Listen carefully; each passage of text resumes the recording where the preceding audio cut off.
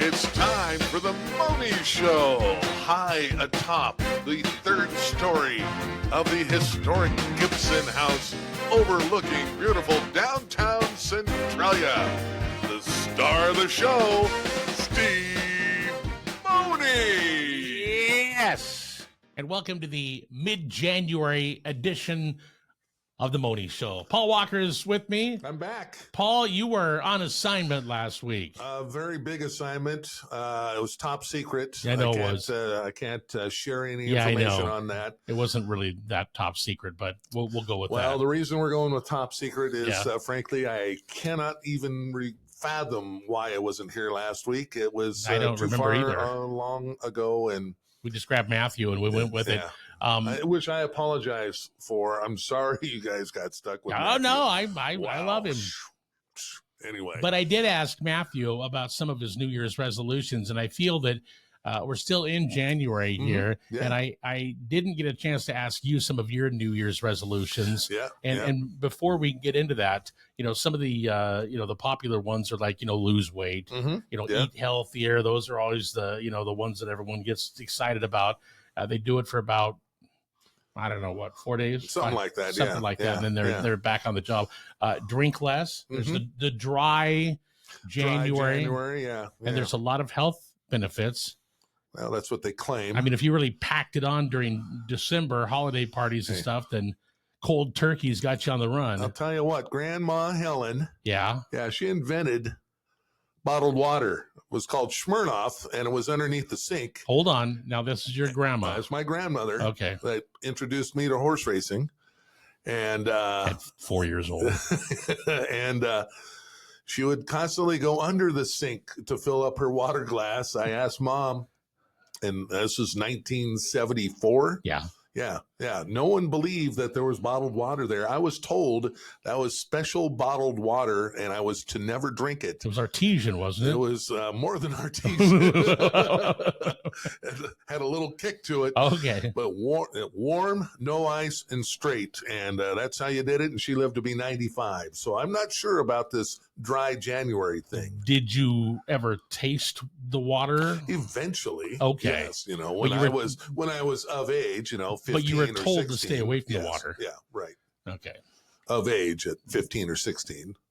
Well, yeah. Back then. I don't advocate that, though. Well, not now, but back then that was... Things were different back in the 70s. That's a whole nother episode. Okay, yes. Did you make any New Year's resolutions? Last year I wanted to lose 50 pounds. Yeah. And I realized that goal until I got up and looked behind me and I found him. So I didn't really lose. Wow. It's right behind me there. I thought I lost that. No, it's still there. Had no idea. Sorry. Are you exercising more? No. The answer is no. No. I'm sitting more. I'm doing less. Well, good. And those are my resolutions. I'm pretty sure I can actually reach those goals. Those are good goals to reach. I want to walk more, and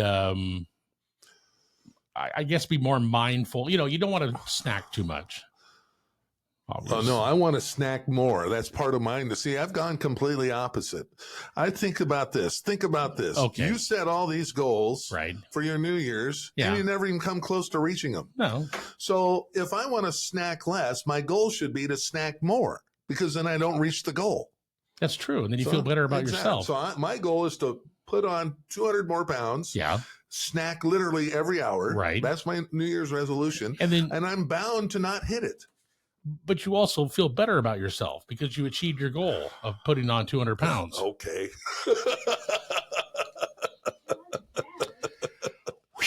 Wow. Yeah, okay. So with that being said, peanut gallery back we're not 200 pounds. So. Yeah, that's fine. We're not doing New Year's resolutions. They never work out. I just did them. Okay. So, yeah. Hey, here's something that I just found. Okay. This is completely off topic. Oh, well, good. That's what we do here. But that's pretty much what we do on the show. So the Lions Club of Winlock, they're getting ready for Egg Day celebration. Well, it's pretty early. Well, but that takes a long time to get ready for. I guess. Okay. Hear me out. They are really egg cited to invite all the past, present, and future egg lovers to participate in creating the 2024 Egg Day button. The artwork. Okay. Well, every year they have a cool button. All right. I just wanted to pass this along. Hey, I like it. If you want to be involved in creating the Egg Day button, you'd like to, right? Yes, I would. Yeah, Linda, the producer, she's Linda this week. Is Linda in? Linda was last week. Oh, Linda was last week. Lulu is here. This week. Yeah, she's more creative. And she's very creative too. Yes, exactly. If you'd like to be involved in this, you have to get your entries, your suggestions, or whatever, in by February 12th. Linda reminds me of that ex-elementary teacher. She always had a ruler, and then when you reach for something, whack. Oh, yes. Linda is a little more of a disciplinarian. That's my take on Linda. What do you think, Lulu? Well,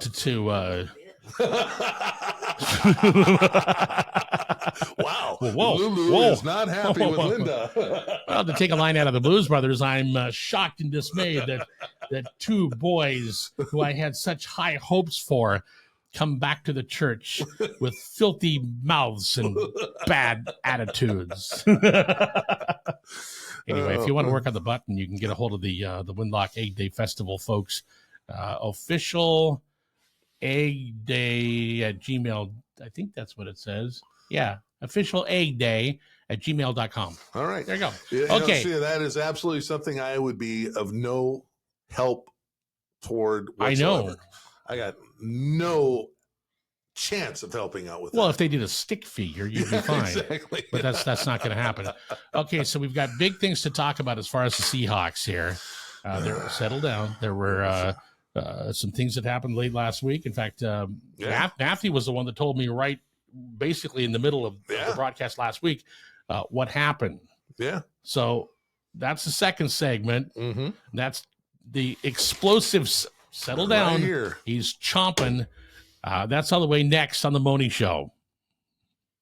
Is reducing stress at the top of your resolutions? Start the year stress-free with a new set of tires. Now at Point S Tire and Auto, it's our buy 3, get 1 free sale on Nokian Tires 1. That's right, buy 3 tires and get 1 free from January 2nd through 20th. Visit Point S Tire and Auto today to get your free Nokian Tires 1, an all-season tire designed for your peace of mind. Shop or schedule online at pointstire.com.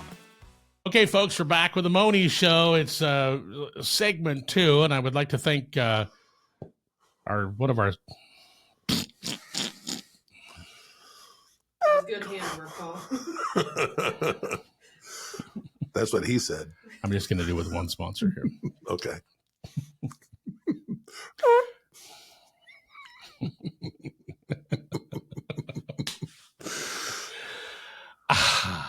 Boy, you know that gets me laughing. And I'm weak today anyways. All right, let's go. Breathe too deep, Steve. Hey, we're back with the Mohney Show. It's the mid-January edition of the Mohney Show. And special thanks to John L. Scott. If you need information you can trust about buying or selling, see Laura Lee Zuber at John L. Scott. They're at 500 West Main in Centralia. So, and I don't know if you can get much more of a straight shooter than Laura Lee. She's going to tell you like it is. Exactly. And there's no messing around. Yeah. So if gotta love her. If you need information about anything you might be thinking about investment property or anything, she will certainly help you. Okay. There was an incident. Some saw it coming. Others didn't see it coming. I don't know if many saw it coming. I think that, you know what, being hold on. Okay. Now I know you're. No, I'm just saying that you hear. Oh, I knew this was going to. I mean, you did not. No, I didn't know it was going to happen. People say this, and they. Oh, I was thinking. No, you weren't. But in the world of sports, when you don't win, or even when you do win, I mean, you never know. You never know what's going to happen. Know. Yeah. Anyway, there's been changes up at the Seahawks organization, and first of all, Paul, you're like. I would say you're an authority on this type of stuff, way more than I am. That's why I'm asking you the questions. What do you think Paul Allen would think of the dismissal of the Seahawks head coach? Yeah, let's get one thing straight right now. Okay. It was not some amicable breakup they fired him. They did. And then we're going to give you some advisory role that's not even been defined. Pete's got class to make you Pete's feel class. But he's kind of come out since then and said, I'm arguing with a bunch of non-football people about how we're going to fix some things here, and they're not getting it. And so, to your question, I think Paul Allen is not happy, and I don't think he would have. There's no chance that he would have let Pete Carroll go at this point. At this juncture, I don't think so. In 100 years, I don't think so. I think it's a bad decision. It's a terrible decision. And frankly, I find myself very, first of all, I was never a Pete Carroll fan when he got hired. I didn't know that much about him. He was a USC guy. What do I care about that? I don't know that much about him. He got up here and you see what he did and the culture that he created for the Seahawks. And I think it turned around everyone about what they thought of him. So I find it interesting that I'm more concerned about where he may end up over who the hell they're going to hire now, because I've always said that. All these people that have been on the bandwagon, Pete's got to go. The game has passed them by. I know, because taking this and moving it down the field is such a genius it takes to do that. Don't get me started on that. Please do. But, yeah, that's a huge pet peeve of mine. I don't want to hear anyone tell me that a football coach is a genius unless they have a master's and they can put together a rocket or do an operation or something. They're not geniuses. Okay, let me ask you this before we get really into this. When Pete was hired, he was guaranteed that he'd have all of the control of the whole thing, and then he turned around and hired Schneider, right? Schneider, however they came together, they had the working relationship down. So is it a good idea now that John is in charge of everything and he'll be in charge of the new head coach? I mean, is Pete's way better in your opinion, or Pete's out now and John's in charge of everything? Is that a better way going forward? It is, if depending on who you hire. Okay. And that's the thing.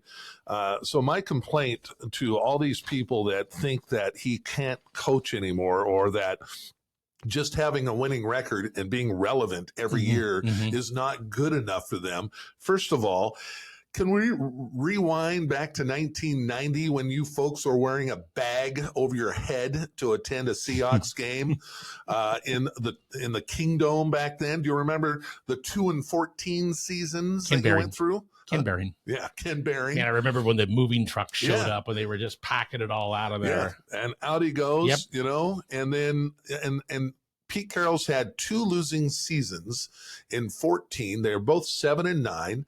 And by the way, the first 7-9 was his first year, and they go to the playoffs and beat New Orleans.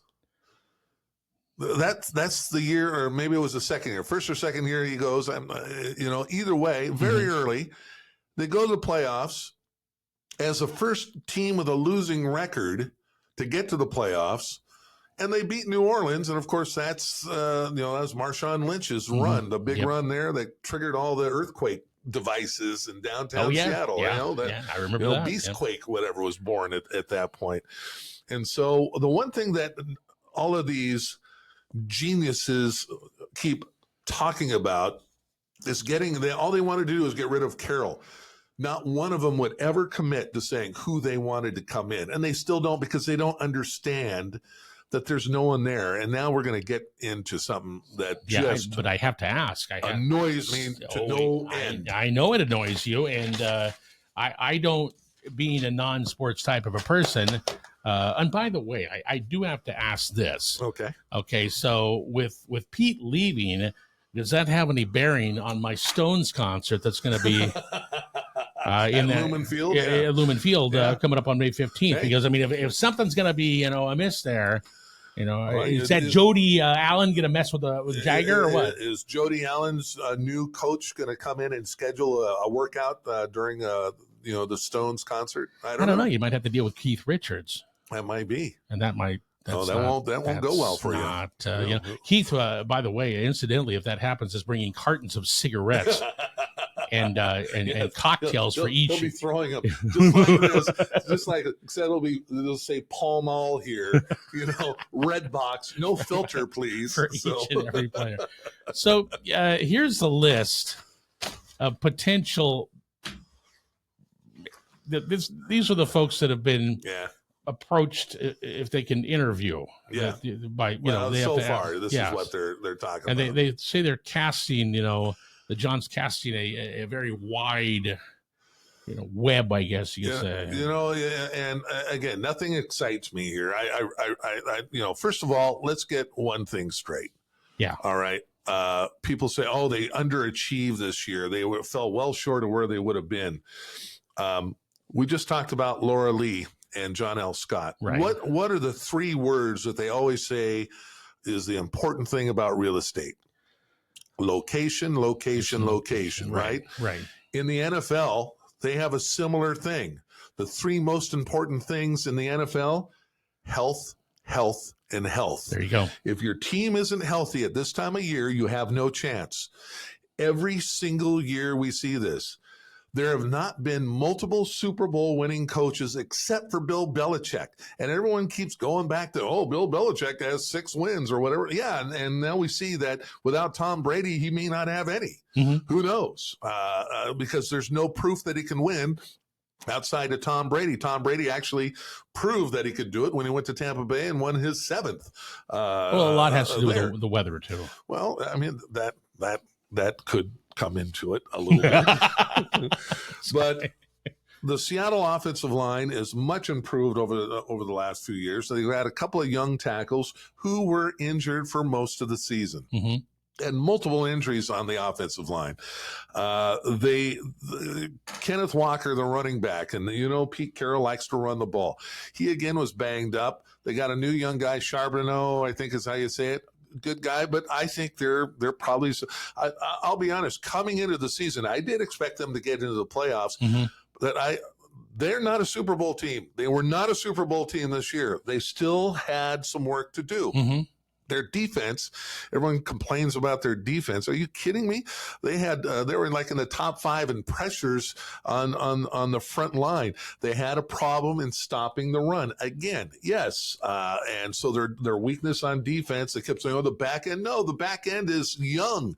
They're gonna be just fine. But they need some linebackers in there that can stop the run. And so those are things that every team has to deal with. You understand they have this strict salary cap, and a lot of this I place on the NFL owners. By the way, the NFL players, your union, the absolute worst union. Jockeys have a better union in horse racing than the NFL, and they don't have one. Wow. These guys, this is terrible. How does the NFL, let me ask you this, how much do you think if they had to sell the Seahawks today, would they get for that franchise? That franchise, they would get $472 trillion. But seriously, how much do you think? I have no idea what they're going for. Let's see here. The last one, $675 million. No, you're not even close. $2 billion. No, they're going $6-7 billion right now. They're saying you'd have to pay $10-12 billion to get something like maybe $20 billion to get the Cowboys, for example. The Seahawks would probably go between $7 and $10 billion. That's a lot of money. What do the Yankees organization go for? Do you think? This is one of the things when I told Paul we were going to concentrate on the Seahawks, I have no idea. I have a point. So my point is the New York Yankees right now, probably $10 billion somewhere in there. Do you know what George Steinbrenner bought the Yankees for? $20 million. $20 million. So I think the owners that have bought these, and so when Paul Allen bought the Seahawks, was it less than $200 million? It's now worth $6 billion. Yeah. How about we be allowed to have more than one starting quarterback, and you can afford to do that, but you have to have a salary cap. Can only have 45 players on your roster during the game. Why? Why don't you have 55? These guys get hurt. Last year, the 49ers get to the NFC Championship game. They literally have no quarterbacks left. None. They're all hurt. It's the cap, man. Yes. Why? Because so the NFL, and so that's my point, is there's not a lot you can do about it at this time of year. You got to play the hand you're dealt. There's not a bunch of Super Bowl winning quarterbacks strutting around the sideline looking for a job here in January at this point. If you're if you're out of a quarterback, so health is it. And they were not healthy the entire year. They had a good stretch. Now, the other thing that makes me mad about this year is our kicker. Myers had 2 kicks that he missed as time expired that would have given the Seahawks a win. Mm-hmm. If he makes those 2 kicks, the Seahawks are 11-6 on the year, and they're in the playoffs. Right. Is anyone even talking about this at and this then your point? argument for Pete goes right out the window, doesn't it? It's not even a discussion. He's 11-6 again. Oh, well, he's got to win in the first round and whatever. I like the fact that Pete Carroll won consistently, always relevant. I always wanted to watch the Seahawks play all the way through the last game of the season. Mm-hmm. The Carolina Panthers, won 1 or 2 games? They were out 8 weeks ago. Do you want to follow that team? Not really. Is that the team you want? I don't know. So anyway, that's my outrage with getting rid of Pete Carroll. Doing it on a knee-jerk reaction because you didn't get what you wanted this year. Yeah. Last year, my only hope was just beat Russell Wilson and the Denver Broncos in week 1. Right. And I don't care if they would have won another game. I was expecting them to be no more than 3 or 4 wins. And they end up going to the playoffs last year. And with a 9-8 record, they come back, have a 9-8 record. They improve the team, but there's injuries, and these young guys need some time to figure it out a little bit and get better. These guys get better during the offseason. So whoever's coming in is coming in with the cupboard is not bare. The cupboards are full. Let me ask you this. Yes. Just to get you even more wound up. Dan Quinn. Excuse me. Give us some background on Dan Quinn. Dan Quinn, what do you think about a carpetbagger? Yeah, he's a carpetbagger. You know what that is? No. Carpetbagger is someone who had just moved to another state and run for office because they thought that they could win and just kind of slide in. Okay. So Dan Quinn, he was the architect of the defense when they won the Super Bowl. No, he wasn't. Gus Bradley was. Okay. So was Pete Carroll. Yeah. And so was John Schneider. Dan Quinn had exactly 0 input on Cam Chancellor and Earl Thomas and Richard Sherman and Bobby Wagner and Bennett, all those guys. He left the Seahawks in 2009, came back in 13 or whatever it is, when Gus Bradley got the head job as the Jacksonville Jaguars head coach. So he left. Quinn comes back, and all he has to do is not screw it up, and so he didn't. The defense dominated. They won the Super Bowl. You tell me what brilliant planning he had to shut down Denver that scored, 6 points or whatever in that awful Super Bowl that Seattle won. They just blew him out. I mean, he didn't do anything. All he had to do was stay out of the way, and that's what he did. I like the halftime show. Then, I know you did. Then he comes back the next year, and they get back to the Super Bowl. Yeah. And all anyone can talk about is what in that Super Bowl is how come you didn't hand the ball off to Marshawn Lynch at the end of the game to win the game. Russell Wilson tried to throw a pass. It gets picked off. Yep. New England holds on for the victory. But what everyone seems to forget in that game is going into the fourth quarter, I don't remember the exact total, but it was at least 13 points. Seattle had at least a 13-point lead going into the fourth quarter, and they couldn't hold it. Not only couldn't they hold it, they gave up the lead under Dan Quinn. He couldn't figure out how to stop a 5'7" receiver from catching the ball 10 times in about 8 minutes of the game, which turned the whole game around. So after that, he gets hired immediately after that disaster of and it might have been the largest lead blown in the Super Bowl in the fourth quarter in history, if not very close. But that was still good enough for Atlanta to hire him as a head coach. Once again, Atlanta on the verge of being a very good team, and they wanted to make a change. So he comes in, ends up, I think, 8-8 the first year, comes back. And by the way, before I get off track too much, Todd Vandenberg of the 12th Man Rising website wrote this piece on the Seahawks. Do they really want to hire Dan Quinn? And he couldn't have written this better than I. He and I are on the same page on this. And he said, the Seahawks need an architect, not a subcontractor. That's what he calls Dan Quinn, because everything has already been put in place for him. Yeah. So he comes in, and let's see. As for Quinn, he didn't build the Legion of Doom, and they didn't collapse when he left for Atlanta. Right. The Cowboys' defense looked good on paper this year, but padded their stats with a ridiculous degree of feasting on the worst offenses in the league. So his point about Dan Quinn's work this year as the Cowboys' defensive coordinator, they were, many supporters see that they were in the top 5 defense. He says, look at the standout performances that the Cowboys defense this year had. They had 7 wins against teams that scored 10 points or less. The Giants, Jets, Patriots, Panthers, and Commanders twice.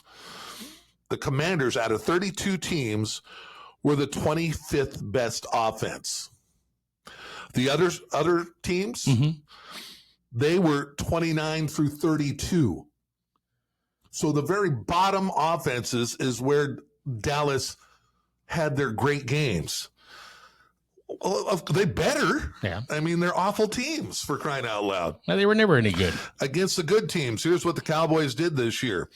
Against San Francisco, the 49ers rolled up 42 points on this awesome defense. The Bills, they put up 31. The Cardinals, who weren't very good, beat the Dallas Cowboys with 28, and the Eagles, who stunk at the end of the year, also put up 28. The Seahawks, in that game that they lost to Dallas, but they still put up 35 points. Where's this great defense when it comes to a good team? It's missing. In his year at Atlanta, his second year, it goes to the Super Bowl. And if you'll remember that time, going into the fourth quarter against the Falcons or against New England, what was the score of that at that time? Do you remember? I do not remember that. Atlanta 28, New England 3, and they lost. Whoa. So all you Quinn fans want the architect of the 2 largest collapses in Super Bowl history. The guy's a carpetbagger, just jumps in at what looks like good, and you want him to come back and lead this team. No way.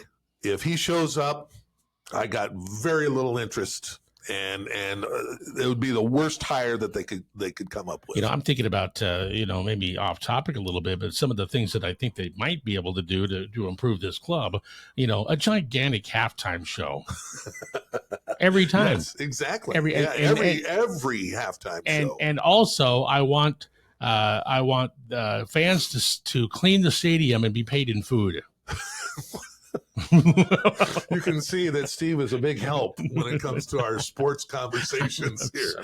Now, however, next year we do, I do want the Mohney Show to go on the road during some of our high school football games. Yeah.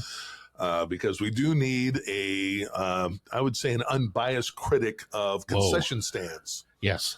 And I think that would just fit you to a T here. Thanks for the honor there, Paul. Yeah, I think that would be great. Well, you have to admit that I've asked some reasonably decent questions.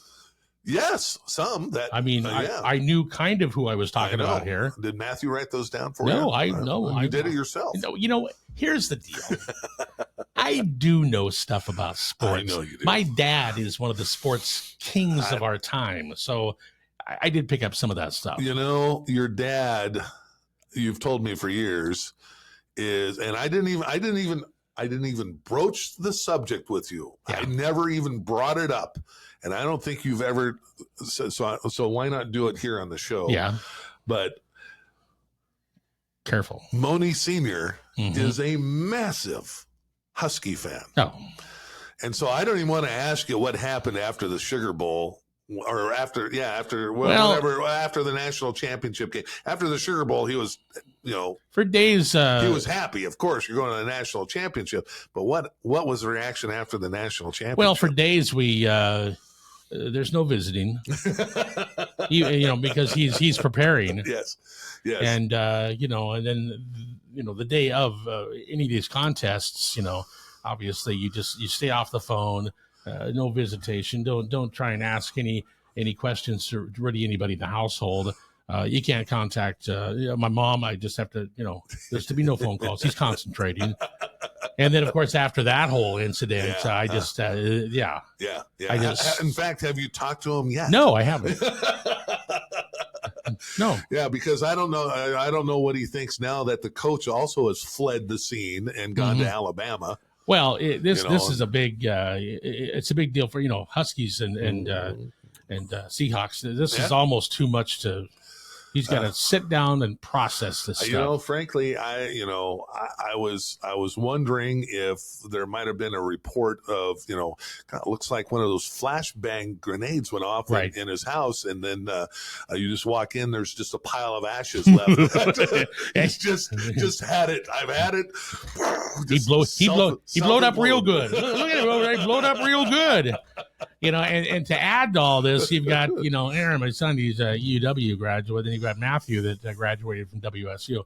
And so, there's a little bit of, try not to offend the kids too much. Can you just calm down here? See, that's why you're in the perfect position of being able to say, I can help you put an engine in your Camaro, but I don't know who to root for. Just tell me. The only thing I'm concerned about at this point, and we'll talk more about this, is Cougar Gold cheese. Okay, so we got to figure out how we can get some of that over here on the west side. Paul, it's always fun to talk to you about let me this. See this list again here, folks. And just check out the list there. And before I go, I want to say this. Yes. Here's the list of who they're interviewing so far. Dan Quinn. Yep. Ben Johnson, the Lions offensive coordinator. He's young. Texas offensive coordinator, Bobby Slowick. I don't know if I like the name. Yeah. Giants offensive coordinator, Mike Kafka. Really, the Giants? They couldn't. We don't want anything from the Giants. They stink. Raiders defensive coordinator. Patrick Graham. I'm trusting you on Dolphins this. offensive coordinator Frank Smith. Well, I guess if you don't ever want to beat a team that has a winning record or on the road, then that's the guy you want. The Panthers won 3 games, and their defensive coordinator is on here. Are you kidding? The Rams defensive coordinator Raheem Morris. Okay, they're interviewing a variety of people. I get it, and they've even said that they're going to look at college. Well, yeah, coaches. I mean, they want an I don't want it. Don't even bring up Jim Harbaugh. I don't want that loser near us. They want an unknown.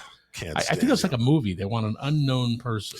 Well, just off the top of my head, all these teams that wanted to bring in these new, young, innovative coaches. Yeah.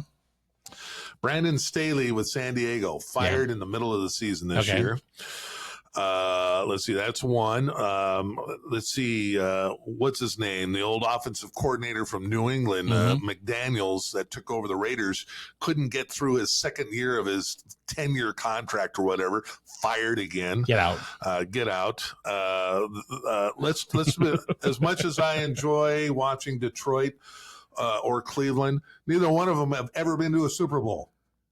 So never. Never. They've never gotten that far. So you really want to poach anyone off of those losers? Then you got you got the new guy in Houston who's had a good first year. Let's see if that continues. New guy. The guy in New Orleans stinks, and they're holding on to him. They just fired another young guy in Atlanta. He's out. The Tennessee guy was the coach of the year just 3 years ago. Gone. Get out. The New York Giants coach first-year coach last year. He goes 9-7. Everyone can't get over themselves when the East Coast bias is ridiculous. Yeah. Oh, this guy's a great coach. Oh, no. He stinks, and his whole defensive staff just walked out on him here during the offseason because he's such an ass. So, yeah, so be careful about getting rid of a known product and a known entity that's going to keep you in the game. And for what? Oh, one of my Facebook friends says, I'm crossing my fingers that we get a good one. That's your plan. You wanted Pete Carroll gone all these years, and your big plan is to cross your fingers. Really? And you want a good one? Yes. Really? Because winning wasn't enough for Seattle. It should have been, because we had never experienced that. No. Ever. Until Pete got here. By the way, Mariners fans, there's only one team left in the major leagues that's never been to a World Series. Who is that, Paul? I think they know. I think they do too. So, boy, I'll tell you what, I know some Mariners fans that they've stuck with him. Well, they stuck with him. Yeah, absolutely. But they're also mad about the Seahawks thing. They said, well, if winning wasn't good enough for the Seahawks and they got rid of a guy like Pete Carroll, what the hell are the Mariners doing if winning wasn't good enough for them? What are you doing? So, anyway. The thing about Pete, too, gum sales might go down. It might. Exactly. Around the area. Who knows? That guy chews an incredible amount of gum. A lot of gum. Yeah. Fresh breath. Yeah. Well, there you have it, folks. Those are my thoughts. I got them all charged up yesterday, and I said this, so this is too good to pass up here. So, I've got to get you all riled up, just as long as it doesn't affect anything going on with that Stones tour. Yes, as long as that doesn't happen, that'll be fine. So, all right, that's my thought. I would encourage you on our Twitter, on Eli Sports Network Twitter. Yep. I linked this Todd Vandenberg story. Okay. Great job by Todd. And so I'd encourage you to read that. If you're a big Quinn fan, read that and then tell me why you're a big Quinn fan, because I don't see it. Don't see it. I'm mad about it. Paul doesn't see it. Also, over on the Eli Sports Network, it's a busy time of the year right now. We're getting cranked up here, folks. Getting cranked up. So next week we can talk more about that, but we're close to state playoffs again, believe it or not already. At the end of the month, it's state girls bowling that gets us going. Bowling. And we do live stream that. I like that. So, yeah, I like that. We need to go to, what is it, Fairway Lanes? Yeah. Yeah, we should go over there and have a little a bowling contest. Oh, you don't want to do that with me. Oh, I do. Oh, I'm something behind the bowling ball. Have you seen my 300 plaque in there? I know, but I batted I bowled. I got Papa Mohney's bowling ball from back in the 1960s. I used to have a bowling ball. I don't know what I do. I think I had shoes, the whole thing. I bowled for like 10 years. Wow. Back in the day when we worked at another place that was remain nameless, but if you'll remember, on Tuesday mornings, it was a little rough on Tuesday morning. There? I just got back from the bowling alley, and it's time to talk about. Just rolled in here. We had a lot of French fries and a couple of stouts over there too. That's right. Yeah, congratulations on your bowling game. Now, I'm an awful bowler. Oh, good, perfect. Oh yeah, no, you'll love that. Yeah. Anyway, thanks for giving us your insight. Yeah, absolutely. That's my insight. I know it's probably not popular with a lot of people, but I really don't care. It's a worst decision ever since the Nordstroms decided to sell the franchise to Bering. Oh, that's Lord. The only thing that might be worse than this. And fortunately, that got fixed. Well, thank God for Paul Allen. And so this is the second worst decision in Seahawk history. Well, and renaming the Rose Garden Moda Center, that's right up there too. That's Portland, though. I know, but I still go to concerts down there once in a while. Anyway, at some point here, I'm going to figure out something that I'm an authority at, like Walker here. Yeah. And then I'll tell you. I know. About that. Because, again, I don't know a whole lot about this, but I'm trying to keep up. Well, hey, you know enough. And yeah. No, I get it. I get where you're staying. I mean, because your brother is also a huge sports guy, right? And so Steve had to find his way, and it was the black sheep of the family. Yeah, exactly. Okay. I don't know where we're going after this. I've lost.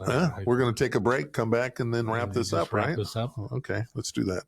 Oh, yeah, and when we come back, I want to tell you about our new feature coming up on the Eli Network and the Eli Sports Network. And actually, we're going to talk with him later today, which we'll add to next week's show. Okay, now we have to do this. So I'll thank you, Paul, for your insight on the situation up in Seattle with the Seahawks.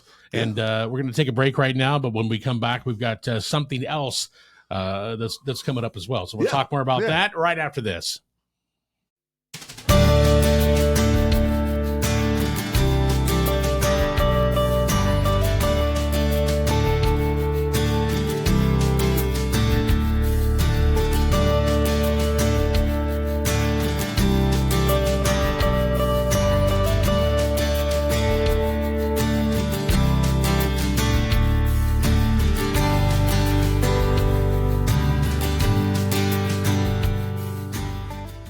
And we are back with the Mohney Show. Now, as the year goes on here, we're about halfway through January, and we were talking about New Year's resolutions here just a little while ago, ones that we probably won't keep. But with all joking aside, it is really important to get healthy. Yep. You just feel so much better. I mean, I've struggled with this for years.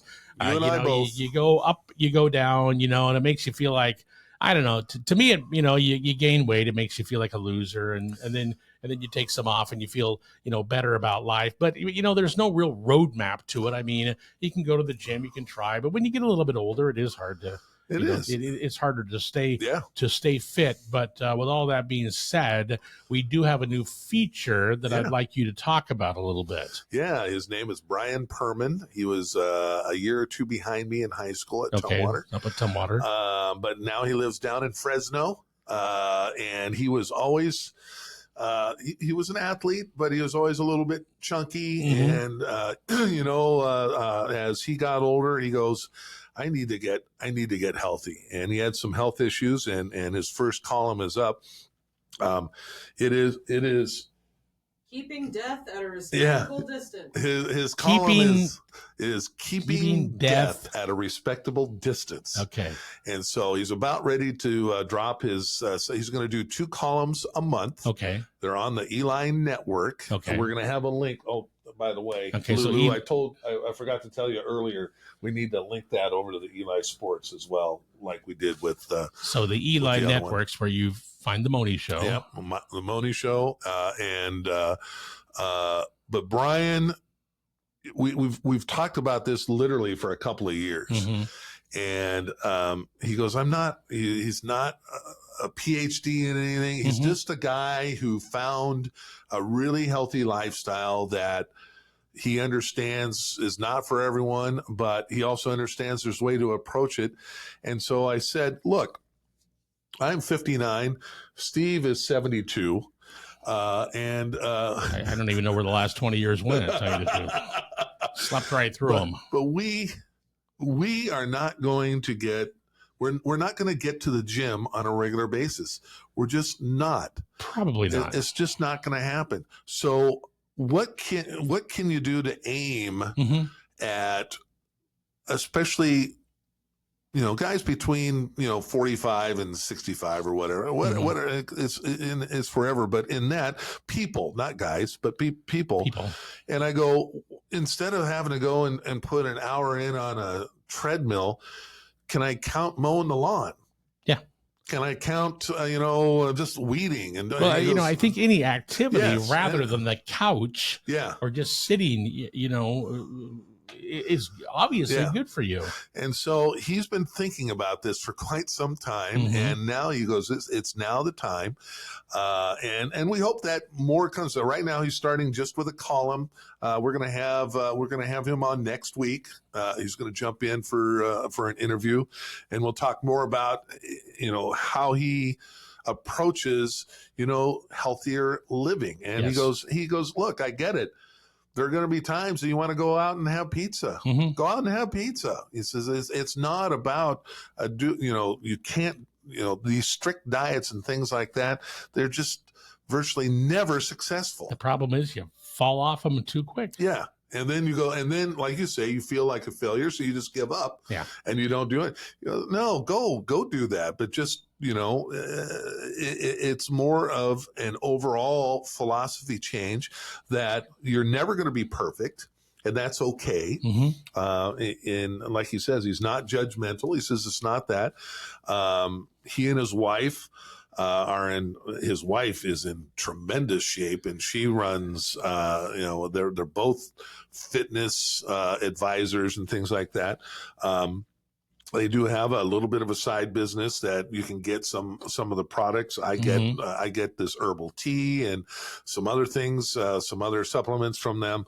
But that, he says, that's not the reason he's writing the column, and no one needs to do that or anything else like that. It's just a perspective from a guy who, number one, he likes to write. He's good with writing. Yeah. He just wants to share that information. Yeah, any information you can gather to make yourself feel, better. I mean, and it's interesting as we get older, boy, I'll tell you what, it's, Papa Mohney used to always say, it's this getting old hell. Yeah. And boy, you start noticing. Sure, whatever. Exactly. When you were 25 or 30 or 40 or whatever. And whatever, and all of a sudden it's like, I mean, like last night when the ice came. Yeah. I stayed in the house because I'll fall right on my ass. Yeah. Yeah. And then that's, weeks and weeks of trying to, oh man, I can't walk. So, any ideas or information's, well, Steve, helpful. I mean, I'm serious when I say this. So I'm at a basketball game. I'm sitting at the table calling the game. Yeah. So do you know what I do virtually at every halftime? Nothing. I have to sit up, stretch my legs, reach into my briefcase, pull out the roll-on Aspercream and rub them on my knees so I can get through the second half because they're hurting so bad. I go, this is old. When you're fat and old, this is what happens. So I says, believe me. It's a good picture, isn't it? Yeah. So folks, and actually some of the parents or grandparents behind me, does that work? I said, you want to try it? They're rubbing it on their elbows. So we're passing around the Aspercream at a ball game. So why not? So he'll have information as we interview him about, it's all kinds of different stuff. Yep. And interesting guy. I've seen you talk to him before. Yep. And he's in good shape. Yeah, he is. He is. And he's just trying to keep, respectable. I like that. He's a fun writer, so you're going to enjoy his columns. He writes. He just gave me a thumbnail sketch of his next one, and the first question is how do you eat an elephant? And that's how he starts it. And so it's fun, but what he's saying makes sense. And and like he says, look, I don't expect anyone to look at what I write and then adopt that as my lifestyle. Take what works for you. Suggestions, and take what works for you in your life and how you do things. So any information, it does help. His wife and he have been wanting to do a cooking show, so I'm hoping that we can get to that would be nice. Some video stuff where they could do it down there in their home in Fresno and be able to whip up some different because there's never a time when I don't need ideas about something to cook that's not gonna that's gonna satisfy you. It's not gonna put weight on you. That's gonna when you're eating it, it's you don't feel guilty. And you might actually feel better after you eat it. Instead of that Tony's pizza. Or at least feel full. Yeah. That you don't want to eat anymore or something like that. Yeah. Exactly. We will interview him a little bit later on. We'll have that for you next week. Paul, thanks for your insight. Yep. On the sports world of the Seahawks. And I'll be back with something I know more about. Soon. Yeah, we're going to have some other bits that we're going to start. Absolutely. Happy New Year, and that's the Mohney Show. We'll see you next week.